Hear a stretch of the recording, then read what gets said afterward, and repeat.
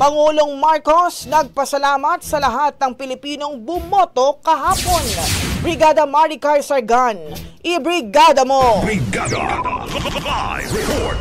Nagpaabot ng pasasalamat si Pangulong Ferdinand Marcos Jr. sa mga Pilipino sa kanilang aktibong pakikilahok sa katatapos na halalan kahapon.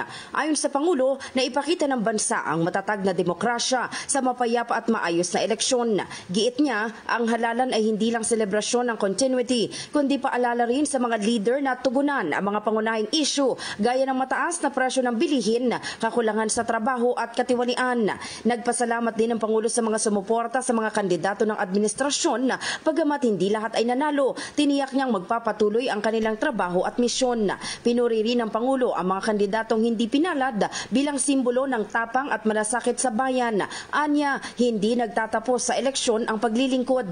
Nanawagan din si Pangulong Marcos sa lahat ng nahalal na opisyal, anuman ang partido, na magkaisa at magtulungan upang harapin ang mga hamon ng bansa. Dagdag pa niya, ang mabuting pamahalaan ay nakasalalay sa pagkakaisa ng liderato at mamamayan. Sa huli, sinabi ng Pangulo na sa gobyernong tapat kasama ang lahat. In the heart of changing lives, ako si Brigada Maricar Sargan ng 105.1 Brigada News FM Manila, The Music and News Authority.